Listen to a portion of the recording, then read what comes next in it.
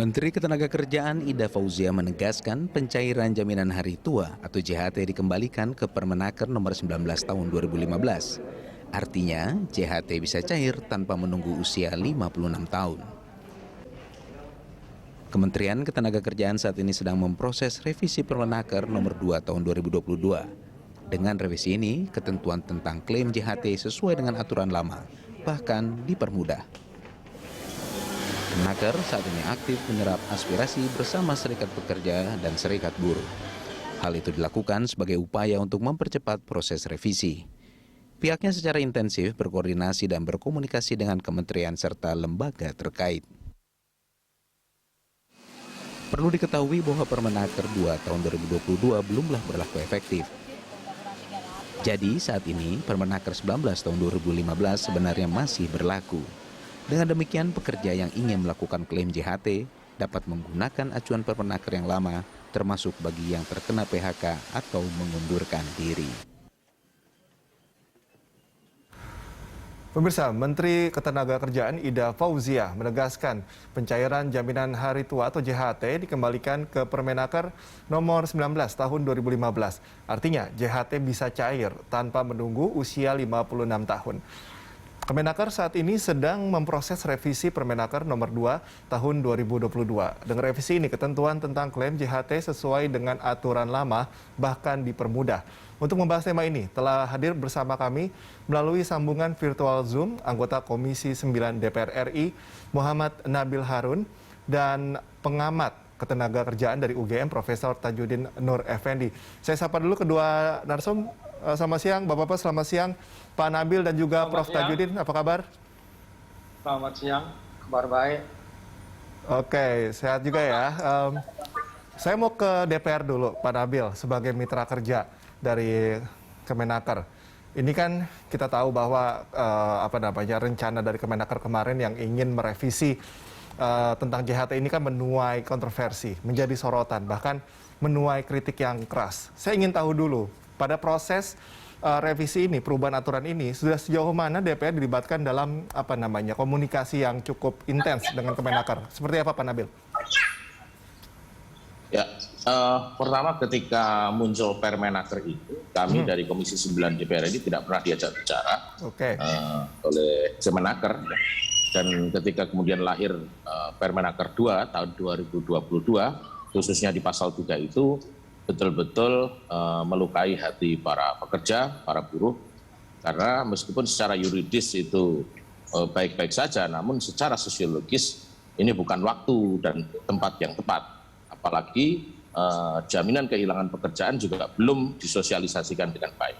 Nah, kemudian kami bersama teman-teman di Komisi 9 meminta kepada pemerintah untuk merevisi aturan ini, dan kemudian itu kemudian didengarkan oleh Presiden, kemudian memerintahkan Menaker untuk merevisi ini.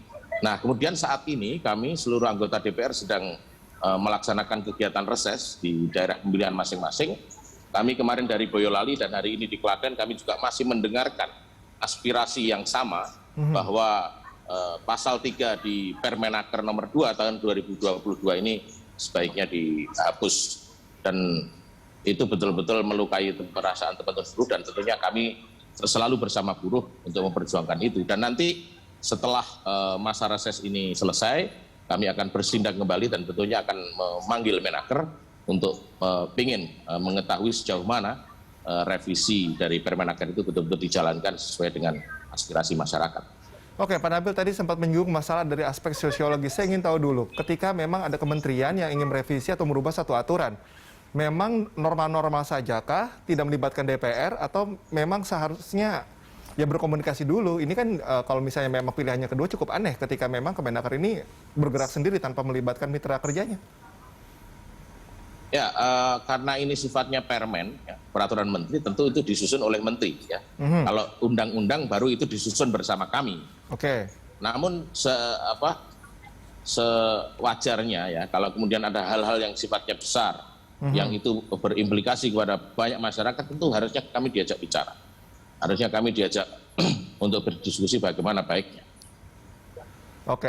Kalau ini menyangkut halayak atau kehidupan dari masyarakat, memang seharusnya dikomunikasikan dengan DPR sebagai wakil rakyat, begitu mungkin maksud dari Pak Nabil. Saya mungkin ke Prof. Tajudin. Prof. Tajudin, saat ini sudah ditunda, dikatakan seperti itu, karena kalau kita mendengar juga ini akan Permenaker sebelumnya ya, sampai akhirnya nanti Menaker meminta waktu hingga Mei akan merevisi.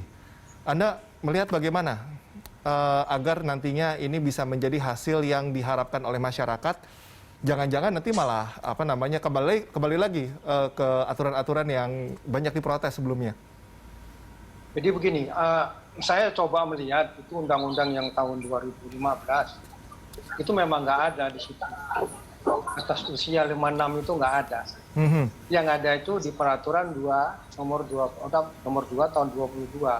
Di situ tuh ditambah usia pencairan dananya boleh 56 tahun.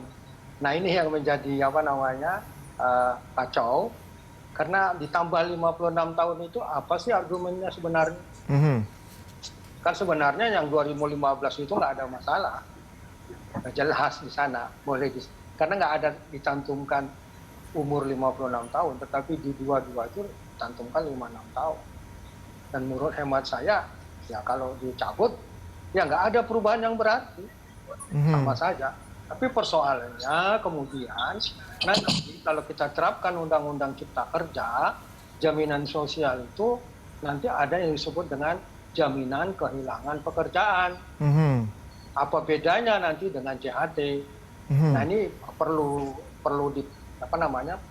didiskusikan, karena kalau nanti katakan Undang-Undang Cipta Kerja itu jadi diperbaiki dan 2 tahun kemudian itu diterapkan, maka ada hal yang harus berubah, karena jaminan sosial itu kalau tidak salah saya di dalam Undang-Undang Cipta Kerja itu ada jaminan kehilangan pekerjaan dan jaminan hari tua. Jadi itu harusnya kalau memang mau diterapkan itu harus jelas, karena jaminan hari tua itu harusnya menurut hemat saya itu skemanya asuransi. Kalau skema asuransi itu tidak bisa dicairkan setiap saat, ya kan? Karena menunggu batas waktu tertentu.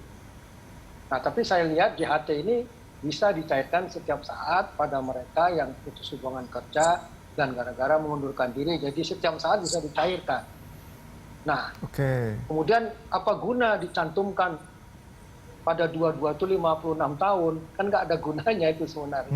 Nah itu yang membuat jadi kontroversial. Nah dikembalikan lagi, oke, no problem, tetapi tentunya harus ada penjelasan-penjelasan yang lebih baik agar para pekerja itu lebih mudah untuk mencairkan. Karena di situ ada di Permen 2015 itu masuk juga masih pensiun gitu. Jadi pensiun itu berarti nanti menunggu dia usia pensiun. Dan kemudian termasuk orang yang PHK dan berhenti bekerja sesuai dengan kehendaknya itu juga dapat. Tapi kan harus dibedakan yang pensiun yang benar-benar nanti 56 tahun dengan yang PHK, ini harus ada penjelasan yang lebih detail supaya nanti tidak di dalam penerapan jadi membingungkan. Oke, saya mau kembali ke Pak Nabil ya. Pak Nabil, dari Kemenaker sendiri mengatakan bahwa JHT bisa dicairkan di usia 56. Ini kan argumentasinya agar karyawan ini setelah pensiun tidak lagi produktif, dia bisa menghasilkan. Ada jaminan begitu ya. Kemudian untuk penggantinya adalah jaminan kehilangan pekerjaan atau JKP. Anda melihat bagaimana sistem JKP ini memang tidak bisa membackup JHT atau bagaimana?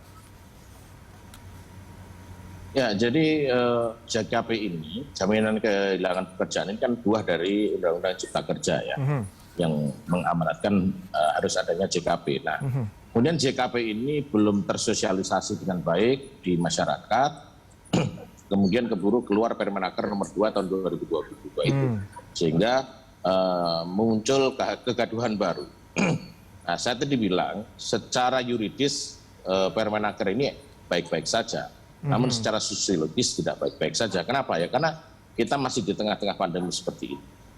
Bantuan yang dikeluarkan pemerintah dirasa belum cukup menyentuh seluruh masyarakat yang terdampak pandemi. Sehingga JHT ini merasa sangat dibutuhkan oleh mereka-mereka yang betul-betul kehilangan pekerjaan. Dan sekarang pemerintah menyampaikan bahwa walaupun JHT ini sudah bisa dicairkan, JKP tetap jalan. Nah, ini tentu kita akan evaluasi bersama nanti setelah masa sidang kembali masuk, kami akan memanggil Menaker dan kita akan berdiskusi dengan Menaker bagaimana tindak lanjut dari revisi, kemudian bagaimana evaluasi terkait JKP dan JHT itu sendiri. Namun kami memberikan apresiasi kepada pemerintah yang kemudian melalui Menaker dengan niatnya ingin merevisi aturan itu sehingga teman-teman buruh bisa bernapas dengan tenang, ya, dengan lega, dan juga kita ingin bahwa kesejahteraan para buruh di seluruh Indonesia ini betul-betul terjaga.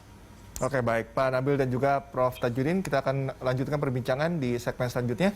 Pemirsa tetaplah bersama kami di Last Talk.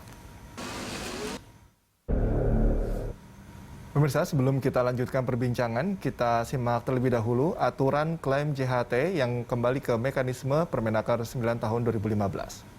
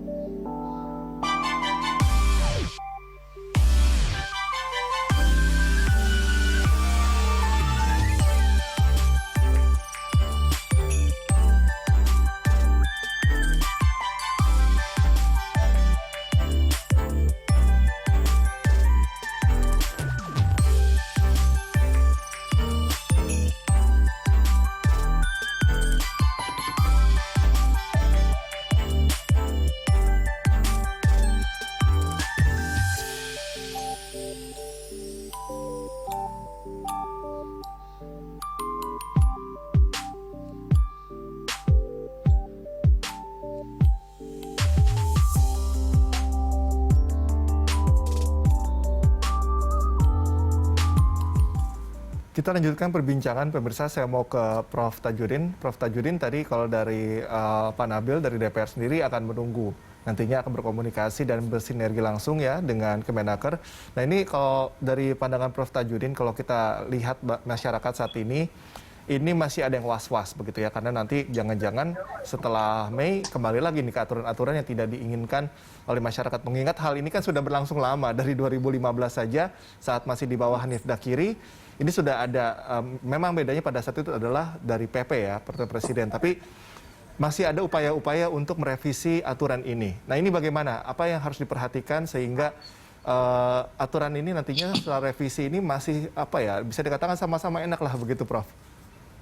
Artinya begini, kalau kita lihat bandingkan 2015 dengan yang 2002, nomor 2002, tidak ada perbedaan yang signifikan. Ketika dibuang yang 56 itu, ya sudah kembali semula. Dan tentunya kan itu sudah berjalan. Kalau katakan 2015 sampai 2022 kan sudah 7 tahun. Selama ini kan tidak ada masalah. Katanya memang akan dipermudah. Penerapan 2015 itu akan dipermudah. Nah, dipermudahnya ini itu apa? Kita tidak tahu. Apa dipermudah di dalam pencairan atau dipermudah di dalam pendaftaran atau apa, kita nggak tahu. Ini kita tunggu. Tapi ada hal yang sangat penting menurut hemat saya. Kalau JHT ini diterapkan seperti 2015, ada yang menguntungkan, ada yang merugi. Menguntungkannya itu bisa dicairkan setiap saat. Tetapi kemudian kalau itu nanti habis dananya ketika dia pensiun 2000 sampai nomor berapa itu 56, dana nggak ada lagi. Jaminan hari tuanya akan menghilang. Nah, saya pikir perlu dipikir ulang antara mungkin Menaker dengan DPR dengan JKP itu adalah semacam tabungan. JKP itu adalah jaminan kehilangan pekerjaan. Selama bekerja buruh atau pekerja melakukan menabung, tapi kemudian kalau mereka mengalami katakan PHK atau kehilangan pekerjaan langsung bisa dicairkan. Dan itu menurut hemat saya sudah jalan di BPJS. Tapi yang jaminan hari tua ini menurut hemat saya belum jelas. Kalau kita bandingkan dengan PNS itu jelas sekali. Seperti saya udah pensiun, begitu pensiun saya dapat hitungan-hitungan dan kemudian saya mendapat apa yang menjadi hak saya. Nah ini kalau untuk buruh dan pekerja harusnya kan hari tuanya harus seperti itu, ada jaminan dia mendapat uang dari uang yang disimpannya selama dia bekerja. Nah harusnya JHT ini mengarah ke sana. Skemanya adalah skema asuransi sehingga pekerja-pekerja kita di hari tuanya punya jaminan. Kemudian yang JKP ini adalah jaminan kehilangan pekerjaan. Maksudnya adalah dia selama bekerja melakukan penabungan dan kemudian kalau dia PHK dana itu bisa dicairkan. Dan ini menurut hemat saya berjalan. Nah kalau yang JHT ini akan diterapkan kembali 2015. Saya sangat khawatir di hari tua banyak pekerja yang sudah habis dananya karena sudah dicairkan pada saat dia butuh. Sedangkan hari tuanya kan perlu dipikirkan juga. Nah ini mungkin nantinya ada aturan-aturan baru bagaimana supaya pada saat dia kebutuhan uang bisa cair tetapi juga dana itu dapat digunakan nanti di hari tua pada umur dia katakan 60 atau 56 saya nggak tahu. Dan itu perlu dipikirkan. Kalau tidak ya tidak dapat jaminan hari tua. Ini kan susah. Saya sudah menangkap maksudnya Prof. Jadi bagaimana caranya tetap JHT ini sebagai jaminan agar nanti pekerja di hari tuanya nanti ini tetap ada pemasukan, tetap ada tabungan begitu ya. Saya mau ke Pak Nabil. Pak Nabil ini kalau tadi dari Prof Tajudin ini mengatakan bahwa kemudahan ini yang harus dititik beratkan begitu ya. Jangan sampai ini juga merugikan atau menghilangkan hak dari para pekerja ataupun buruh. DPR sendiri melihat bagaimana untuk skema JHT ini untuk nantinya bisa dikoordinasikan juga dengan Kemenaker? Kita tidak hanya ingin mendapatkan kemudahan ya, tapi kepastian bahwa kesejahteraan teman-teman buruh ini betul-betul terakomodir. Makanya kita ingin melihat ini secara holistik. Kita ingin memanggil Menaker, kemudian kita duduk bersama, karena kan ketika habis dia mengeluarkan Permenaker sampai hari ini kan kita belum pernah ketemu, karena waktu itu kemudian sudah masa reses sehingga kami harus menjaring aspirasi yang ada di daerah pemilihan sehingga kita belum cukup memiliki informasi yang utuh.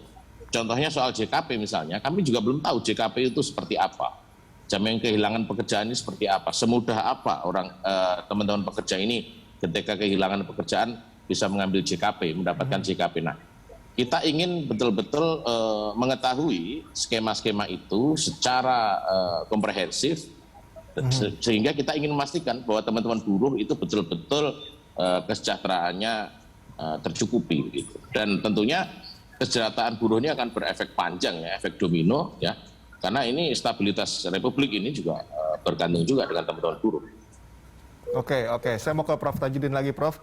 Tadi kalau yang ditekankan adalah adanya jaminan atau rasa aman bagi masyarakat. Jangan-jangan mereka lebih senang sesuatu yang instan. Ketika saya tidak dapat kerjaan lagi, saya dapat uang yang cukup banyak untuk memulai modal usaha. Ketimbang saya harus JKP yang nantinya akan dipotong dulu berapa persen, kemudian dilatih untuk skill.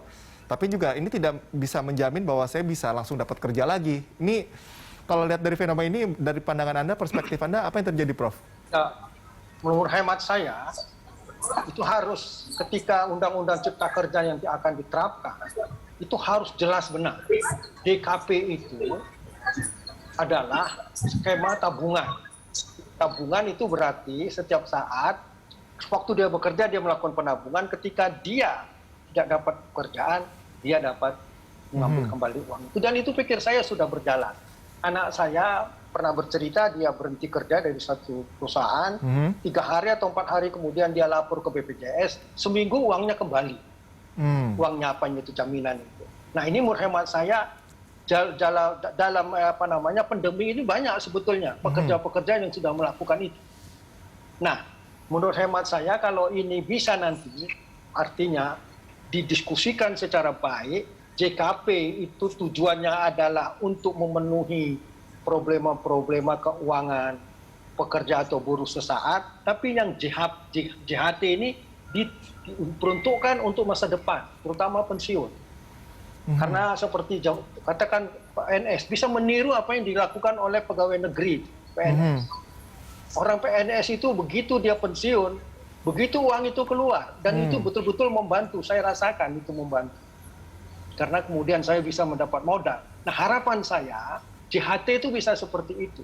Jadi dalam penerapan nanti Cipta Kerja, jaminan sosial itu ada dua.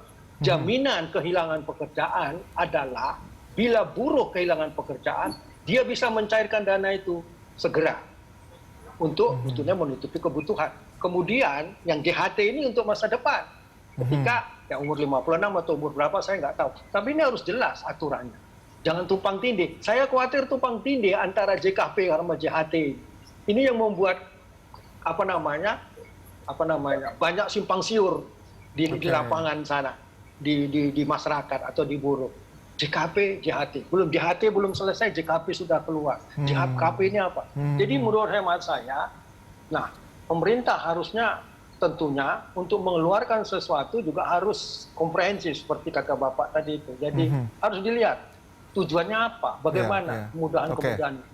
Saya pikir itu yang perlu dipikirkan. Dengan demikian, pekerja itu punya kepastian ketika mereka mendapat kesulitan ekonomi, pandemi dapat JKP. Ketika masa tua dia bisa dapat jaminan dana dari JHT. Jadi dua ini menurut hemat saya kalau dipisahkan dengan baik, satu skema tabungan, satu skema asuransi dengan peraturan-peraturan yang ketat dan menjamin hak-hak pekerja, menurut hemat saya ya itu yang kita harapkan dalam pikiran saya. Menuju atau mencari formulasi yang paling tepat untuk JHT ini PR besar juga untuk pemerintah sekaligus juga DPR ini yang menjadi pengawas kinerja pemerintah sekaligus juga mitra kerja. Kalau dari pandangan Anda bagaimana JHT yang ideal dari perspektif Anda seperti apa? Saya Pak, ya itu kita bisa belajar sebetulnya Departemen Tenaga Kerja dan juga mungkin DPR yang selama ini diterapkan di ASN, sipil peraturan negara. Itu sudah bagus sekali, sudah puluhan tahun berjalan. Dan itu menurut hemat saya baru saja pensiun, itu benar-benar sangat mudah dan sangat membantu. Ketika saya pensiun, saya urus, kemudian tabungan saya bertambah 200 juta dari tabungan saya itu, dan setiap bulannya saya menerima secara pasti tanggal 1. Dan saya merasa nyaman dengan pensiun itu. Saya masih bisa hidup. Kalau dari Pak Nabil bagaimana pandangannya? Ya, salah satu pandangan dari Prof. Tajudin tadi juga baik. Misalnya skema di teman-teman ASN itu juga akan menjadi salah satu pertimbangan kami. Tentu juga bagaimana JHT di negara lain, misalnya kita akan cek, kita akan lihat barangkali ada skema-skema yang memang lebih bagus, tentu kita akan mencari format yang terbaik. Namun untuk saat ini tentu kita apresiasi lah apa yang sudah menjadi keputusan pemerintah bahwa pasal 3 ini kemudian direvisi di Permenaker 2 nomor 2022, kemudian bersama dengan itu JKP juga tetap jalan. Kita apresiasi untuk sementara waktu ini, namun ke depan betul seperti disampaikan Prof. Tajudin tadi bahwa kita harus betul-betul duduk bersama, memisahkan mana yang jaminan sosial karena dia kehilangan pekerjaan dan mana jaminan sosial untuk masa tuanya nanti. Ini memang harus diatur secara spesifik sehingga tidak ada yang tumpang tindih dan betul-betul dana yang dikeluarkan oleh negara ini betul-betul tepat sasaran. Karena seperti JKP ini kan betul-betul dikeluarkan oleh pemerintah dan kalau JHT ini kan betul-betul uangnya pekerja. Baik, Pak Nabil dan juga Prof. Tajudin, kita akan lanjutkan perbincangan di segmen selanjutnya. Pemirsa tetaplah bersama kami di Lunch Talk.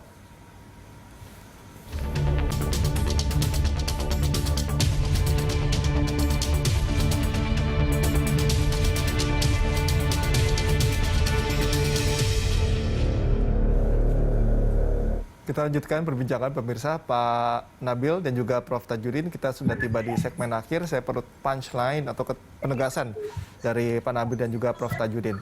Saya mau ke Pak Nabil dulu. Tentu saat ini Komisi 9 masih menunggu nanti setelah reses, kemudian akan rapat juga berkomunikasi dengan Kemenaker. Tapi setidaknya di internal DPR sendiri bagaimana? Apakah memang suara-suara dari tiap dapil itu sama sehingga DPR memang sudah satu suara nantinya untuk kepada Kemenaker nanti dan punya punya harapan yang sama begitu ya kepada Kemenaker tentang aturan ini. Bagaimana Pak Nabil?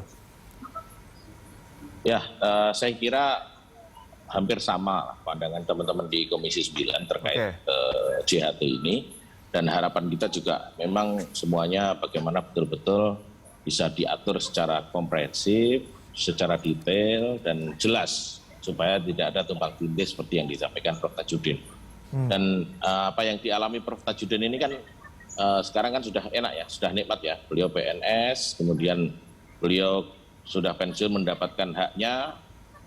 Nah, beliau ini kan mungkin berbeda dengan teman-teman buruh yang misalnya tiba-tiba kehilangan pekerjaan di usia 30, ini kan rasanya lain gitu, berbeda. Nah, kita ingin apa yang sudah terjadi di PNS, di teman-teman ASN ini, kita ambil yang baik-baiknya, kita berlakukan juga supaya teman-teman buruh juga merasa terlindungi. Dan kita ke depan berharap kepada pemerintah supaya komunikasi ke publik ini juga lebih baik. Ya, soal JKP misalnya, ini kan belum tersosialisasi dengan baik ke masyarakat. Kita saja di DPR belum tahu seperti apa skemanya JKP, kemudian tiba-tiba muncul itu tanpa dikomunikasikan dengan kami. Sehingga kami juga akan sulit ketika berbicara, ketika ditanya teman-teman wartawan misalnya, ini programnya seperti apa, kami belum tahu. Sehingga yang kita harapkan adalah bagaimana para pembantu presiden ini betul-betul melakukan kerja-kerjanya dengan baik, tentunya wabil khusus soal komunikasinya kepada publik. Sehingga ketika sebenarnya JKP ini adalah program yang bagus ya, supaya tidak mencairkan JHT di usia yang sekarang, sebenarnya kalau komunikasinya baik ini tidak ada masalah sebenarnya. Sehingga kesejahteraan teman-teman buruh juga bisa terwakili. Sehingga punchline-nya adalah soal komunikasi publik. Oke, baik. Prof. Tajudin, mendapatkan surprise itu terkadang menyenangkan. Tapi kalau surprise yang seperti ini, rasa-rasanya tidak menyenangkan ya, karena ini mengagetkan, tidak disosialisasi dulu dan menyangkut menyangkut hajat hidup orang. Nah, kalau dari terakhir dari Prof. Tajudin, apa yang harus betul-betul diperbaiki dari pemerintah khususnya tentang aturan ini agar nantinya tidak sampai salah nangkep nih di masyarakat dan juga betul-betul bisa dipahami apa maksud dari tujuan pemerintah tadi? Kalau saya sih niatnya begini, tujuan pemerintah niatnya bagus, ya artinya ingin membantu buruh dan pekerja. Tapi kalau cara yang dipakai itu adalah katakan dengan tergesa-gesa, kesan saya itu yang 2002 peraturan Permen 2 di 2002 itu sangat tergesa-gesa. Saya baca itu bedanya cuma 2 halaman. Kalau yang 2015 7 halaman, kalau yang 2020 9 halaman, kalau yang 2015 itu 10 pasal, yang ini 15 pasal. Hanya ditambah ya berapa pasal. Yang dikerjakan menurut hemat saya itu nggak sampai 1 minggu. Nah, harusnya kan tidak seperti itu. Karena ini menyangkut hajat hidup orang banyak. Dan kemudian tidak akan menimbulkan kontroversial kalau itu dikerjakan secara serius. Membandingkannya juga dengan apa yang sudah diterapkan oleh BPJS. Karena BPJS juga ada itu. Jadi 2 lembaga antara BPJS Tenagakerjaan dengan Kementerian Tenaga Kerja itu harusnya saling bahu-membahu agar apa yang dikerjakan itu tidak membuat kontroversial. Karena BPJS semula sudah diatur. Detail malah, saya detail. Nah, tetapi kenapa Departemen Kerja mengeluarkan peraturannya tidak detail, tapi malah justru menjadi membingungkan. Nah, hal-hal yang seperti ini yang menyangkut hajat hidup orang banyak seharusnya dipikirkan secara baik dan didiskusikan dengan semua stakeholder yang ada sehingga tidak menimbulkan kegaduhan. Ini kan sempat menimbulkan kegaduhan. Yeah. Menurut hemat saya kan kita ini, kesan saya ini setiap ada undang-undang atau peraturan gaduh. Karena itu tadi, sosialisasi dan kemudian kesan saya itu dibuat secara terburu-buru. Melalui suatu proses yang komprehensif dan bersifat katakan partisipasi dari seluruh stakeholder. Nah, ini menurut hemat saya jangan terulang lagi lah. Oke, baik. Terima kasih Prof. Tajudin. Kemudian Pak Nabil, kita juga harapkan bahwa kedepannya ini kementerian betul-betul ya bisa melibatkan banyak pihak, masyarakat, DPR tentunya, dan juga para pakar yang akan dimintai pendapat-pendapatnya. Baik, terima kasih sekali lagi Prof. Tajudin dan juga Pak Nabil atas waktunya, informasinya, analisisnya. Salam sehat selalu. Terima kasih. Ya. Ya, baik. Pemirsa.